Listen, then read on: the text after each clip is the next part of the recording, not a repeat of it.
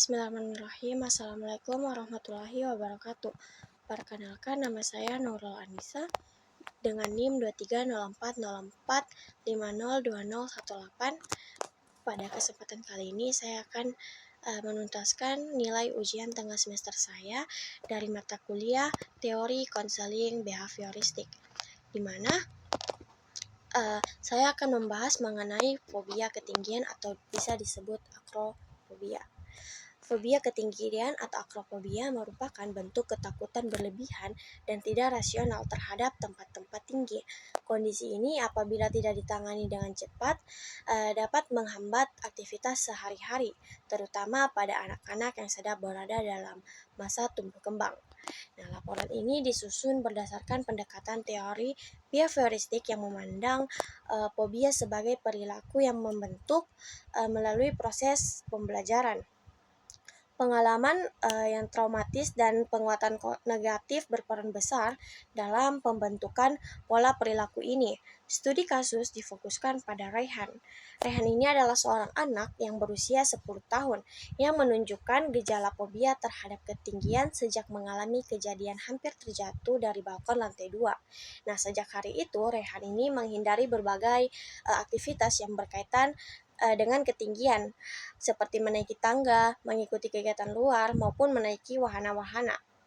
Setiap kali ia dihadapkan pada situasi semacam itu, timbullah gejala di mana kecemasan ini seperti gemetar, menangis, serta pernapasan yang cepat.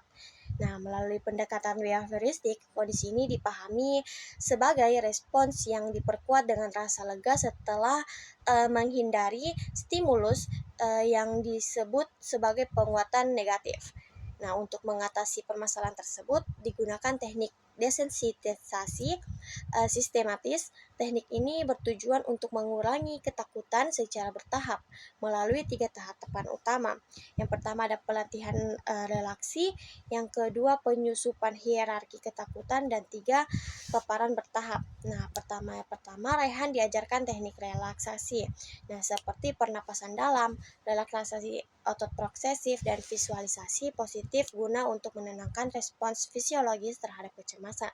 Yang kedua, disusunlah hierarki ketakutan dari situasi yang paling ringan hingga paling berat, di mana tahapan ini meliputi gambar jembatan, menonton video dari ketinggian, dan juga berdiri langsung di tempat tinggi dengan pendamping tentunya.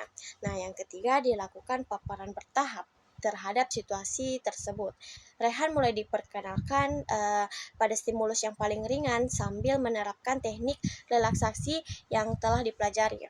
Nah, setiap kemajuan yang dicapai dan juga diberi penguatan positif dalam bentuk pujian ataupun hadiah kecil guna memperkuat perilaku positif ini, itu juga dapat menghindari penghindaran. Nah, melalui pendekatan ini, fobia yang dialami Rayhan dapat dikurangi secara signifikan. Teknik ini desensitisasi sistematis, terbukti efektif, aman, dan memberikan bekal keterampilan coping yang bermanfaat untuk menghadapi tantangan lain di masa depan. Nah, dengan demikian pendekatan behavioristik ini bukan hanya untuk membantu dalam memahami akar masalah, tetapi juga memberikan strategi yang konkret dalam penanganan fobia pada anak.